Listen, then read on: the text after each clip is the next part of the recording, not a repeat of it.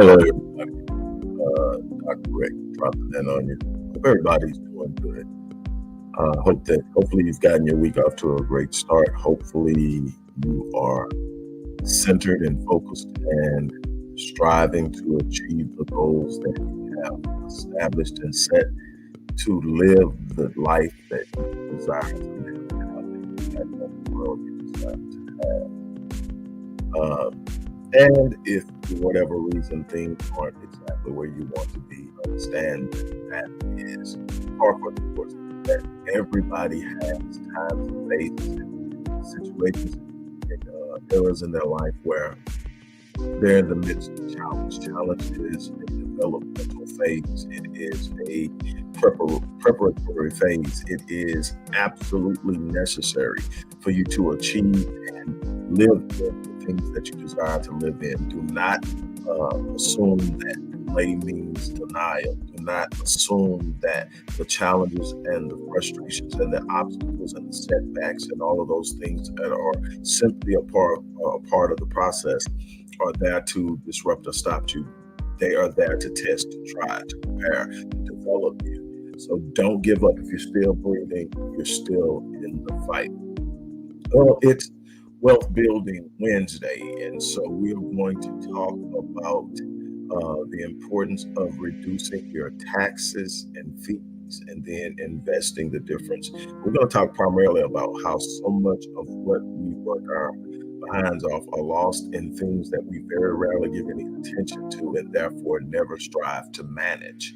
And management is the name of the game. Managing what you have, managing losses, managing risk, managing opportunities is the name of the game, whether you're talking wealth, whether you're talking business development, whether you're talking relationship enhancement, whether you're talking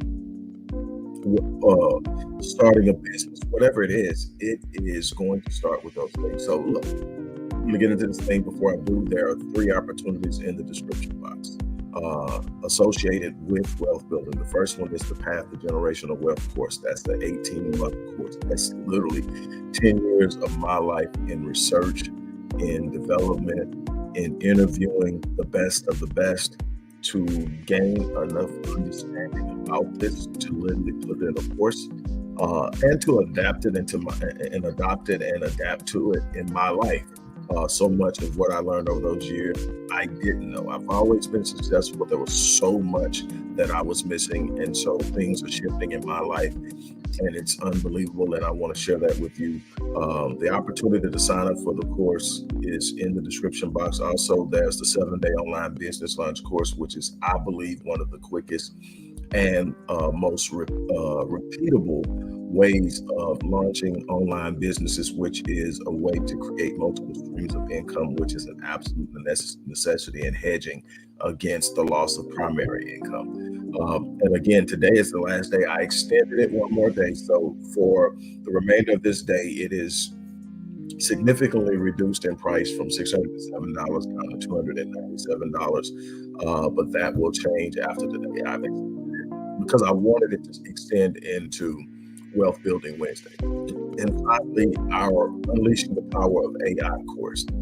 Everybody needs to be taking that. Everybody needs to be taking that solely because it is predicted by experts like Goldman Sachs and others that AI is going to replace or reshape and reinvent over 300 million jobs. So people are going to be affected. This is globally for the people who come here. There's only 300 million people in America. America, believe it or not, people, America is not the only place on this planet, and it's not the only great place to live on this planet. You get outside of the box because that's where things are happening. When I say a lot of things, I'm talking globally because that's how we're going to start looking at the world. The internet broke down barriers. So much of what's experienced is experienced outside of these barriers. So much of what you can learn exists outside of these barriers. Get outside of the box in every way, shape, form, and fashion in your life. Okay. With that being said, let us get started too. So I go heavy on index funds. I go heavy on low cost investments when it comes to stocks. Now, obviously, there's so many other things that can produce revenue Definitely, real estate acquisition should be a part of your long-term investment strategy, regardless of what the market is saying. Obviously, you want to try to find the market when it's best for you to buy, when it's a buyer's market, when prices are plummeting. So it may mean that you're going to function as a crisis investor when the market is really uh, has really tumbled or whatever, and it will happen. It's just a cycle of how things happen. Um, when that happens, that's the best time to buy. But you definitely want acquisition in that. But when we talk stock, we talk about index. I talk a lot about index, and primarily because of its compound mechanism. It's a compound mechanism. It has compound interest. It compounds on top of itself, plus what you put into it.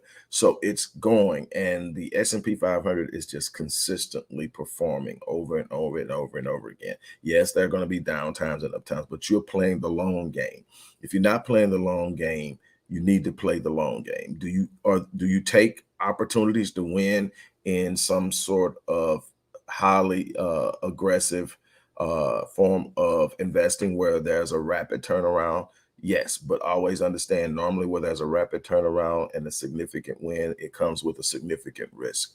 And so you want to be able to hedge and stabilize those types of activity with a strong, stable uh, investment portfolio that moves across assets.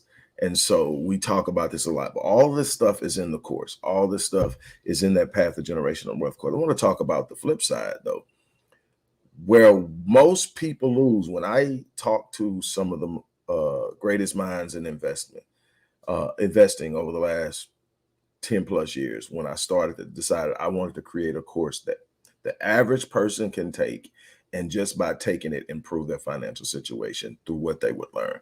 I wanted to create a course that if a person retained and actually applied 20 to 25% of what was in the course, their life would change.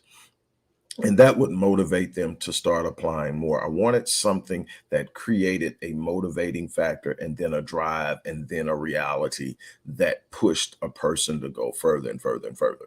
And so I did this. And one of the things that to a man or woman is that they talked about the fact that number one, nobody's taking advantage of compound growth. One of the biggest failures in the desire or the quest to grow wealth. Then they talked about this, what we're going to talk about today is the fact that most people don't realize how much of their wealth they give up over the course of their life in taxes, fees, and commissions. What's crazy is in income tax, property tax, sales tax, tax at the pump, and on and on. You got hotel luxury tax and rental car luxury tax, and all these different taxes that you will in some way be assessed over the course of your life. 54, if I'm right, yeah, 54.4% of your income goes to that over the course of your life. So over half of what you're working for, if you don't properly and effectively manage the cost in this area, then this is what's happening. So what I find is those who are financially astute, one of the first things they're doing is they're looking for ethical and legal ways to reduce the cost of their taxes. And there are a number of different ways. Number one, start businesses, cover those businesses in some form of structure, whether it's a corporate structure, whether it is a business trust. I'm real big on business trust. You create a business trust, and in that trust, you create up your holding company. Under the holding company, you create your LLCs. Under your LLCs, you start to acquire and move things. And as you operate under that umbrella, as long as things can be expensed, what you buy, what you expend isn't taxed until it comes out and it lands in your hand as a form of income. Operating a business, I believe it was Nelson Rockefeller who said the goal is to own nothing but control everything. That's all he's talking about, is using a trust which no person owns, but in that trust, controlling everything that is owned and reaping and living in the benefits of it, major tax benefits. IRS absolutely hates unincorporated business trusts, also, which are also known as Massachusetts trusts. And obviously, when you create these trusts, when you do this, you need to make sure that your trusts are set up correctly and legally. And we have resources and people that we can turn you on to for that. And then you sit up and you operate within the confines of that, and you'll be surprised. There are so many other ways to manage uh, your taxes. So you want to reduce that. And one of the things that I tell people, don't just reduce it and spend it, reduce it and invest. Look at what you're spending when you do your assessment. Get an assessment on how much you spend on on average a year, per year, on average per year in taxes. And then work on ways to reduce that and look at what you're going to spend with the new structure of what you're able to create. And then allocate that, or a large majority of it, to investing in long-term situation. And there shouldn't be any problem with that, because it was money you weren't going to have anyway if you hadn't made the changes. One of the things that you have to be very careful of: what is the number one enemy of debt? I mean, the number one enemy of wealth. Gave you the answer: debt. So when you look at someone and they're talking about the net worth of, and everybody's talking about what his net worth is, what his net worth is, what they're saying is, these are all of the assets that this person owns. This is the things of value, whether it's art, whether it's stock, whether it's property, whether it's businesses, whatever. This is what they own. This is how much they owe in debt. This is what they have that they owe someone else, entity, person, whatever. This is what they owe. This is what's automatically coming out of that. And you subtract that from this and you get their net worth. Their gross assets minus their debt is their net worth. Okay, so then one of the things that you do to grow your net worth is what? Reduce your debt. So in that means that you have to control your spending. One of the ways that we are constantly manipulated is through the push to spend, even when we can't afford to do so. And in the Black community specifically, there's this constant talk about, I remember when it was 1.1 trillion, it's all the way up to now 1.4 trillion. And they keep talking about 1.4 trillion in buying power in the midst of a discussion about wealth. Now, buying power and wealth aren't the same thing. Wealth is the ownership or the possession of a certain value. And minus the debt, you get the net worth. This is the value. This is your wealth. This is what you own. Buying power is your capacity to purchase. And what most people don't understand is that the average person's capacity to purchase is heavily dependent upon their ability to get credit. So, debt. So, you live in a country that the economy is driven by debt. It is a debt-based economy. The way that they underwrite the value of the dollar and they keep the economy going and they're able to move and do the things they're able to do around the world is driving the American people to spend.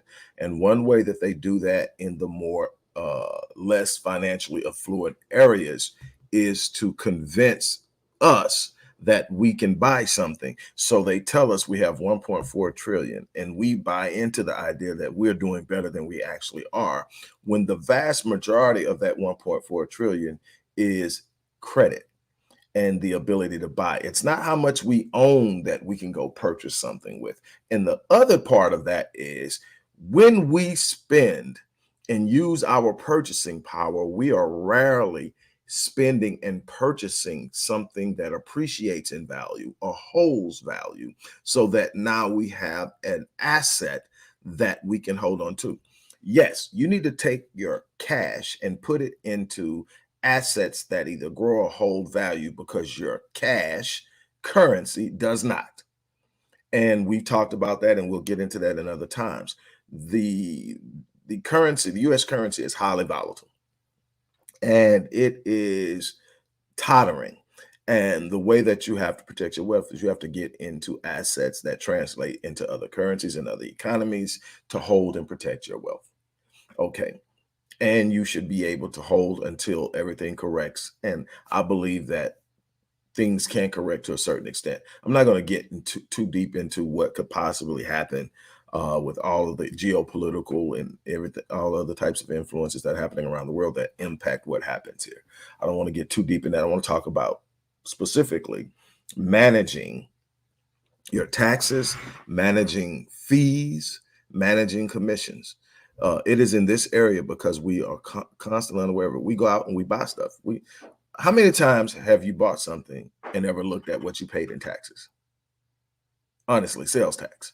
When you look at it, how many look at the receipt and just look at the total amount you paid?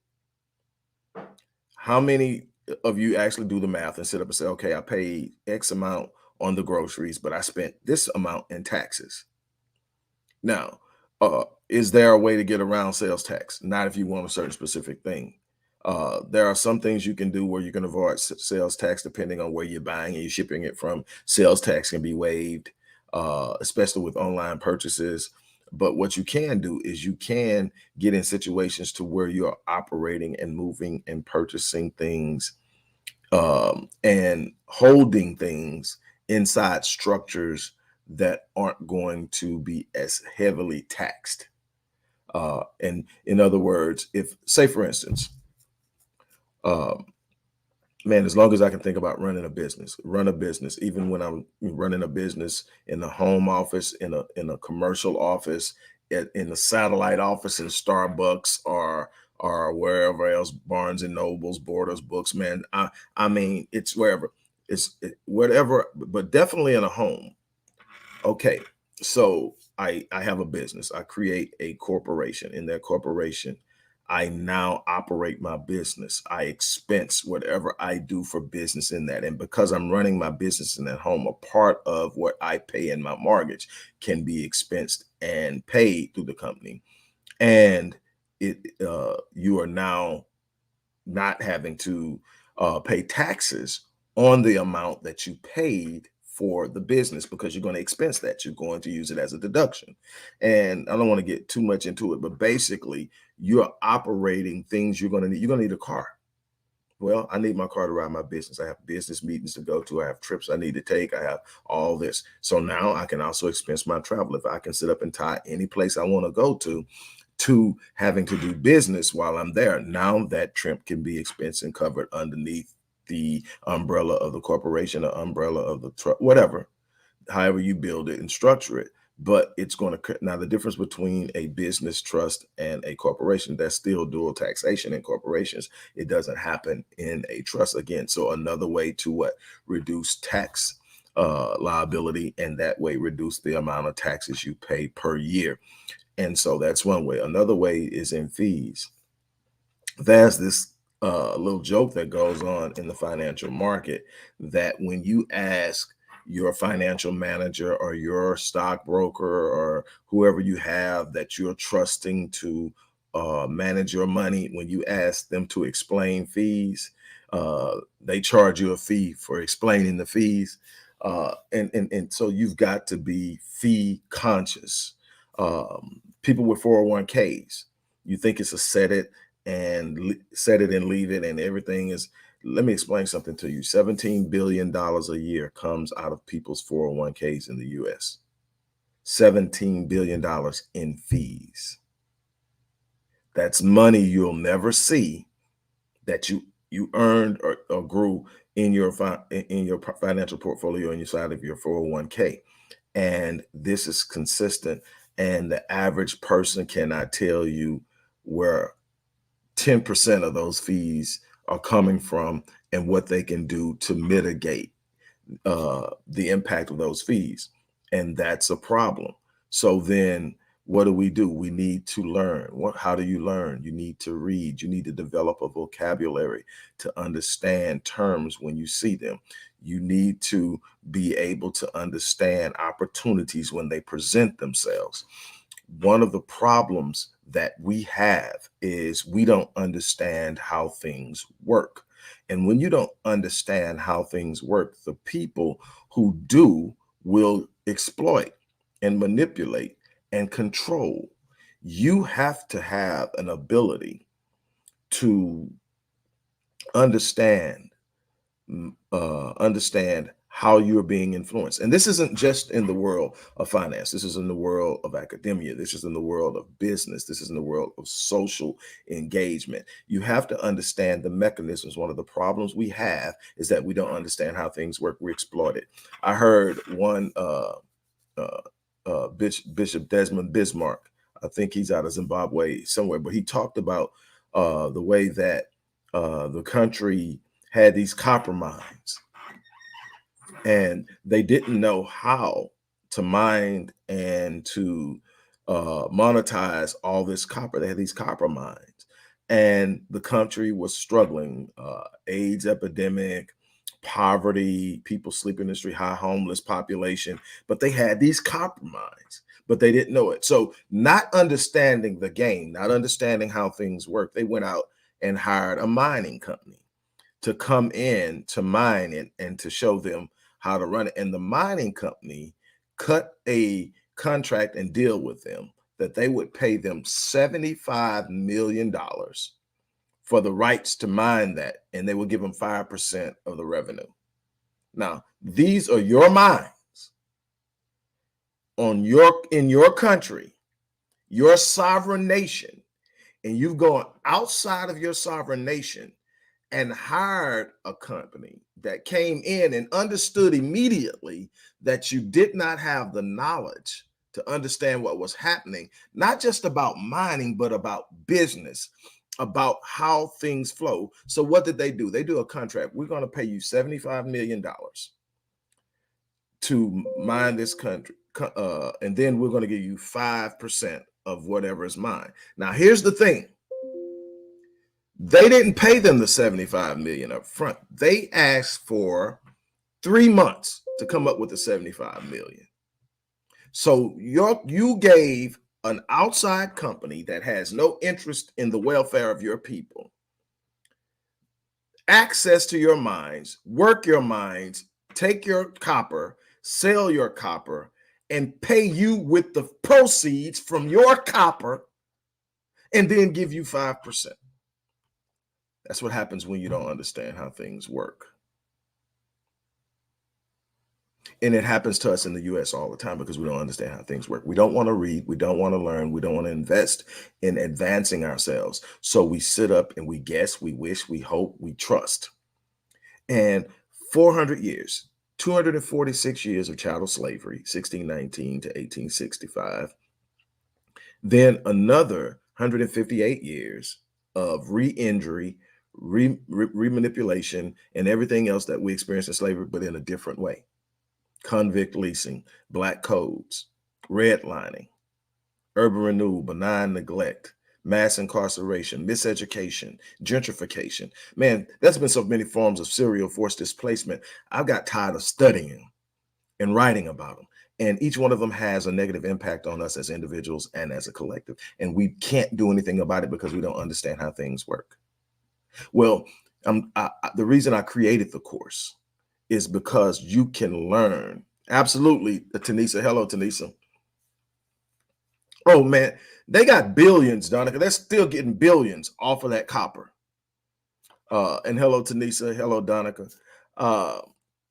Thanks for stopping by. Look, and this happens all the time. Anytime somebody is giving you something for something you have, your time, your skill set, something you own in property, trust that they're giving you something less than what they have valued it at. Nobody pays more for something than they think it's worth. So when you sit down at your job and you're bragging about them paying you 6 figures, trust me, they're making $1 million off of your skill set because they're leveraging what you have and using their ability to reach the masses and using your skill set to basically quadruple or more what you could do for yourself. But here's the thing. While you may not be able to make that $1 million, you could at least make double what you're being paid by running your own business, by controlling your destiny. Now, here's the thing. There are people who have actually said, I'll even take say, for instance, let's just use 6 figures because that's this thing everybody dances around, 6 figures, 6 figures. Say, I'll take $20,000 less. I'll make 80,000 with my own company, control my destiny. And here's the biggest difference that nobody gets. Your $120,000 a year job versus my $80,000 a year business is going to be really huge when I and you retire. Why? You retire, that 120,000 goes to the next person in line, and you walk away with whatever you were able to invest in your pension, your 401k, and any other thing you were smart enough to invest in. And I hope you were smart enough. I retire and I hand my $80,000 a year business, which I'm pretty sure will have grown to way more than that by the time I actually retire. But I give it to what? One of my children, or I leave it in a trust for my children. It's owned, it's a part of my worth. That's the difference. And nobody's talking or teaching that. Why? Because they need employees to work in these corporations that fund these dreams for these billionaires. This is not about crapping on people for having jobs. This isn't what this is about. This is about understanding how things work. The problem isn't in having the job. It's about, do you know how it works? Or are you getting anywhere close to your value? Is there a way to capitalize on your skill set? Yeah. I mean, yeah, you got to, there's Monica. Let me put that up there. And by the way, this is one of my little sisters, Donica. The other twin is also on here. Look, yeah. So basically, what you have is, this is the appreciation of the currency we're talking about. What the dollar was worth in 1990, it is not worth that now. So $100,000 a year in 1990, nice. $100,000 a year now, trust me, you still trying to stretch it. And so you need roughly somewhere between 190 and $210,000 to equal what $100,000 would have been worth in 1990. So again, this is understanding how things work. This is understanding uh, how you need to manage and project and build. This is why you don't keep cash in the bank. Why? Because cash in the bank is probably in an, even if it's in an interest bearing account, the interest bearing account isn't outpacing inflation. What does that mean? It's sitting in an account where its actual value is decreasing. Even though it's going to grow in number, it's not going to grow in capacity and value. So you want to invest it in something that holds value. Now, obviously, deliquidating assets scares people because you want cash on hand. Man, I love deliquidation. Why? Because it keeps you from doing stupid stuff with money or with cash. But again, you have to understand how things work. So this is why I created the course in the first place, is because you're going to have to be willing to invest. And the problem is, we will spend $2,000 on a Louis Vuitton, and we won't spend the same on a course that could literally provide a lifestyle to where it's not even questionable about what you can get if you're willing to put in the time and the work. The other thing that I will tell everybody is, stop looking for the flash in the pan. Stop looking for the get rich quick scheme. Stop looking for this thing that's going to blow up. They get us with so much money with lotteries. And another reason why you see, even when we are able to hit the lottery, we tend to I want to say the number is something like 77 to 78% of the people who win the lottery end up broke again. Why? Because money is a mindset. Wealth is a mindset. Having money isn't the state of wealth. It is a condition, and it can change. The wealthy are wealthy whether they have money in the bank or not, because they have what created the money in the first place. And your greatest source of wealth is your mind, your creativity, your imagination, your ability. Really, hold on, Tanisha. I'm going to answer that to the best of my ability. And it does in a lot of ways. Okay, so, but definitely you need to understand that. So the next question is, how does inflation influence the credit system? The credit system is based off of value of what the credit is being extended for. It's influenced by the current economy, which includes inflation and the value. So what you're going to get when you have a situation where inflation is high interest rates. because the risk is greater. And wherever the risk is greater, obviously you're going to get more interest rates. So several things can affect your interest rate: your uh, credit worthiness, your credit score, uh, the value of what's going on. How much are you going to initially invest in something? Say, for instance, a car. If you're going to buy a $20,000 car, if I put $1,000 down versus $5,000 down, that's going to affect the interest rate, because that's going to impact the risk that the the creditor is extending. So that influences. But inflation is basically where you're looking at the cost of something growing. And normally inflation comes from a number of different things. It can come from a lack of a high demand, low supply. It can come from geopolitical influences on current currency values, currency competition. It can come from market manipulation by way of world banks and a number of other different things. But inflation is definitely going to play a role in how much you are able to get credit. And credit is purchased, in case you didn't know. Credit is purchased. What you pay for credit is in interest. So the cost of the loan is what you're always looking at. How much am I paying for this loan? And so in the reverse, if you go to a home and you buy a home with a 15-year mortgage or a 30-year mortgage, you are looking at your interest rate and you are looking at it compounded over that 15 or that 30 years, and it's going to tell you the total amount you're going to pay for a home. When you do that, it will probably blow your mind how much more you're paying for that home over what it is worth. That is one of the reasons why it is so easy to sell the paper on home loans, because the darn gone return on it is astronomical. And then you hold the possession of the property as leverage, because you can easily put lien on it and foreclose on it. And so here's the thing: we talk about compound growth, investing in something like an index fund like the S&P, where over time it just grows and it compounds on itself, and it compounds on what you put in it, and it compounds on the interest that it compounded. It's a beautiful thing. And I talked about this thing that I did. For those who haven't watched, I'm going to read it again if I can find it. Here it is. A little over 5 years ago, I decided to do an experiment just so that I could bring to you a live, real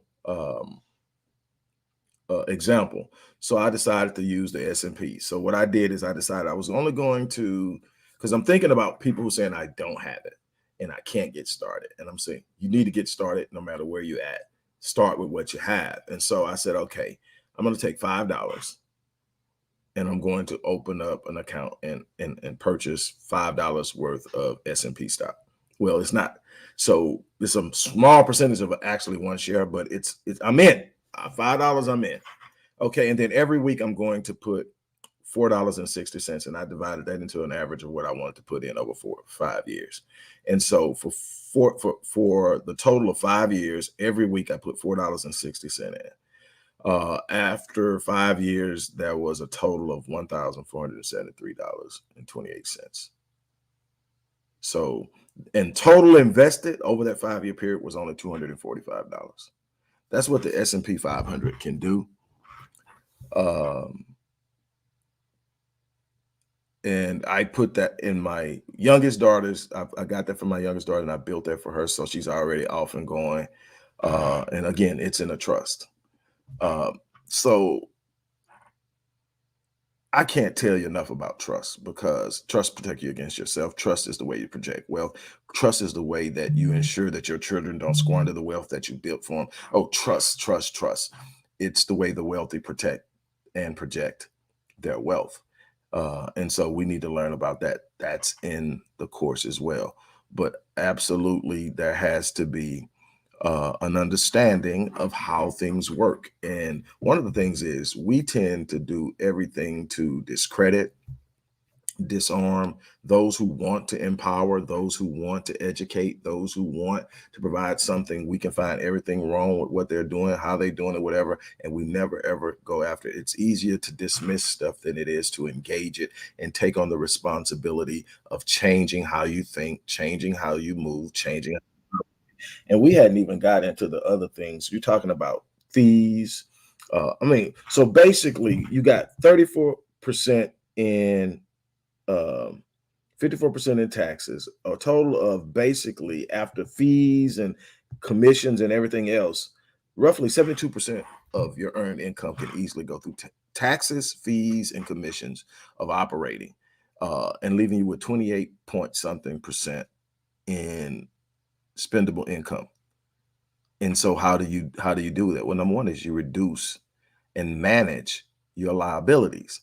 One of the things in talking to these heavy hitters is they have four primary principles and components that are directly four primary principles and components that every last one of them practice. Number one is uh, cost awareness. So they are aware of what it's going to cost them in tax, fees, and commissions to be in any investment, where their money is at, and what is it costing them. They are keenly aware of that, and their goal is to always mitigate and minimize that. Number two, asymmetric risk reward, where most people are taught you have to invest a lot to get a little. They're looking for places where they get far more than what they invested by investing. It's called asymmetric risk reward. Another one is they are keenly aware of the need to diversify. Asset allocation is so huge. Keeping your eggs out of one basket, diversifying your assets over, diversifying your investments over multiple assets so that you're not industry heavy, market heavy. So all of your hopes aren't in one industry. And if that industry goes south, then you're out of luck. You want to diversify, you want to hedge. Obviously, some industries are going to outpace others, and there's a temptation to go heavy in that. But the problem is every market is going to experience turbulence. Every market is going to experience upturns and downturns, and that some are going to be extreme. You want to hedge. So imagine if you do your research and you do your work. It's just simple mathematics. You do your research, your due diligence. You learn what you need to learn about reading the financials of companies you invest in, reading the business projections of real estate that you purchase in an area. What is the plans for that particular area you are buying property in 3 years from now, 4 years from now? That's going to tell you whether the property value is going to go up or if it's possibly going to go down. Are they going to put some kind of industrial plant in there that's going to drive the property value down? Are they building a new hotel that's going to drive the property value up? And so you need to know all these things because that's going to give you a way of projecting. So you want to do all of these things. And when you do that, imagine just say you've got 10 investments. And in those 10 investments, you have done your due diligence. And say three don't go the way you planned. The 7 that do covers the loss of the 3 and still provides income. That's mathematically protecting yourself and building a portfolio and learning to go. This is why I talk so heavily about being careful with your job. Your job is, no matter how much it's paying you, if it is your unilateral source of income, it's it. This is it. All you have to do is lose it. I don't care how much you make. You should be using what you're getting to build something different.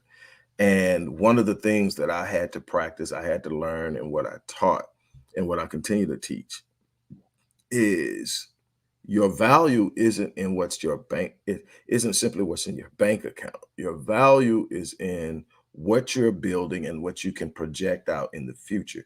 We have an aversion to sacrifice. We have aversion to putting into something that we can't get immediate gratification to.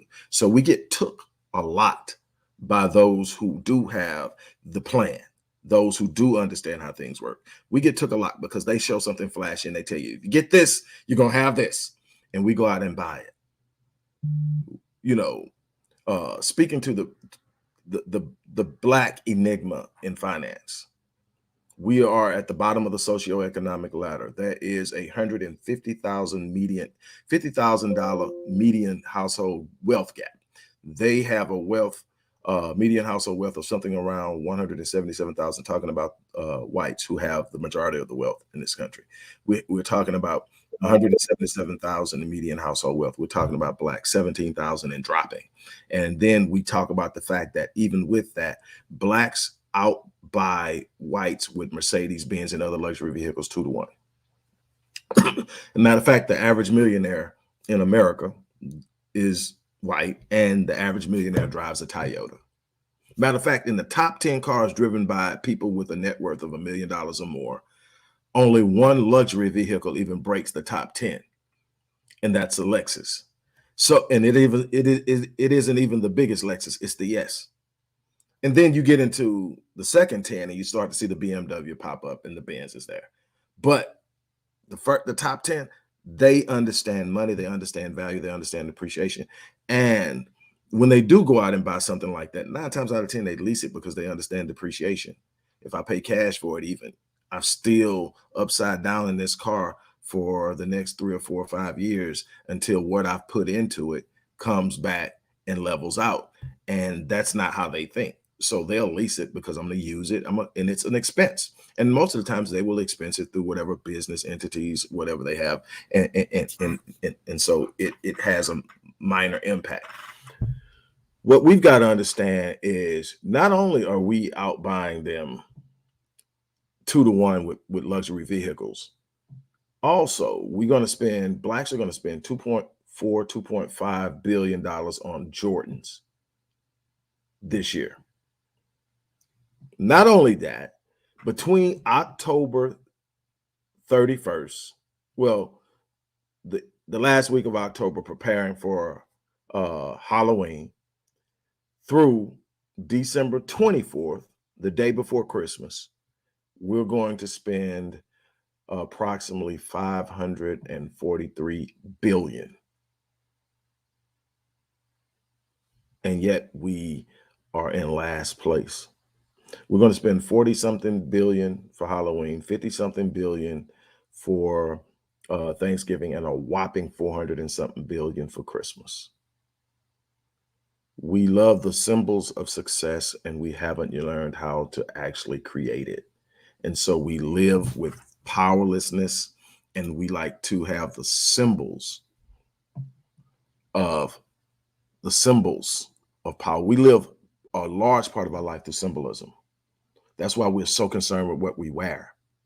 That's why we're so concerned with what we drive, because it represents the symbol of what we don't have. And the way you have it is you build it. The way you have it.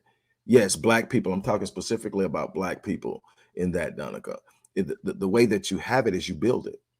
You learn what the people who are winning do, and you emulate the behavior.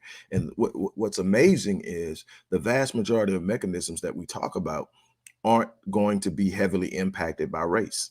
Nobody asked me when I did that little experiment. Nobody asked me when I bought share in S&P or in Nike or in Apple. Anything that I use that I have to pay money for, and it's a successful company, I got stock in it. Why? I've got to hedge some of what I'm doing. I got to get back some. That's reducing the total cost of what it costs me. I'm getting some of that back in dividends and in growth. Put it in a trust, which minimizes how easy it is to liquidate it, and let it grow, because one day you're not going to be here, and hopefully you're building it for the future. And one day you may not be in a situation where you can work, where you can get up and you can actually produce something through your labor, through your mind, through your activity. You need to have created mechanisms that's going to be there. This is what wealth is. Wealth is the ability to live the lifestyle that you desire without having to be present and produce anything. It's the ability to take what you have earned, turn it into money-making mechanisms where your money makes money and pays for your lifestyle. When you reach that point, so in other words, there's no exact number to say I'm wealthy, because a person who just wants to live in a an average 2,000 square foot home, travel periodically, go to a couple of sporting events and concerts. The ability to create a portfolio that pays for that is going to be different than the person that wants the private jet, the island, and all that other stuff. Both of them have a right to have that if they work for it and they produce it, but it's going to be two different numbers. But the thing is, you should know your number. I talked about the other day. You should know the cost of your dream, and you should be building your dream. You should be working on it step by step. The thing is, and here's the last thing I'm gonna say, because I'm moving up almost on a darn hour. I definitely didn't plan on doing this, but here's the thing, and I'm done. There's a time to be there for your kids. I don't believe in pushing kids out of the house at 18 and 19. I don't believe in charging kids rent at 18 and 19. I believe in being able to underwrite them I believe in teaching them to aspire to do something great and then being able to underwrite that. So you need to have the ability to fund their dream, because here's what's happening on the other side. On the other side, they get out of school, they come back home until they're ready to get married, until they're ready to move, and then they get $50,000 and $100,000 to see the buying of the home. The parent pays for the wedding, all of these things.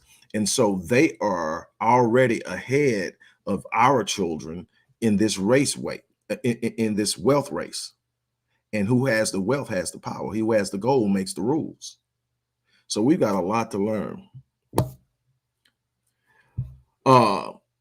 Hey, Randy, man, I had seen you in a while. Look, believe it or not, for people who are just getting started, you got Cash App. It's the quickest and easiest way to buy. Keeps up with it, gives you all the reports and everything else. But Robinhood is good. I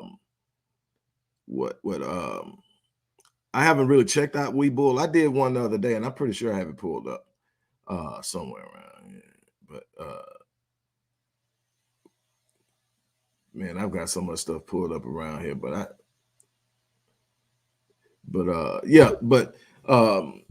Robinhood, there's another one that I'm not thinking of, but definitely Robinhood is good.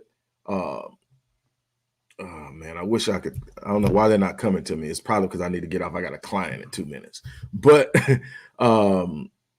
I will come back on the platform, Randy, and I will put it in the comment section, the top 5, because I've got it pulled up somewhere. I keep it up because people are always asking. It's just not coming to me right now. Yeah, Cash App, man. It's simple. It's easy. Obviously, the bigger you get, you're going to need a better platform. But to get started and to learn how things work, it works. And actually, that experiment I did for my daughter, where I took the $5, I did that through Cash App. So, and then set it up and everything else. But anyway, again, that's what we got to do. So again, if you look in the description box, if you're serious about the course, you can take the course. You can sign up for the course. You can pay through pay, or you can pay through installments, or you can pay in full, however you want to. But whatever you do, enroll. And if you don't have multiple streams of income, you definitely need to check out that 7-day online business launch course. On that note, I got to get out of here and get on for this client. But I want to thank all you guys for stopping in and participating. It's wonderful. You guys need to reach out. It was good seeing you drop in again to this. I haven't talked to you in a while. To both of my younger sisters, Monica and Donica, thank you guys for dropping in. And Randy Johnson, man, it's good to see your name pop up. I hadn't seen it in a while. Take care, and I am out of here.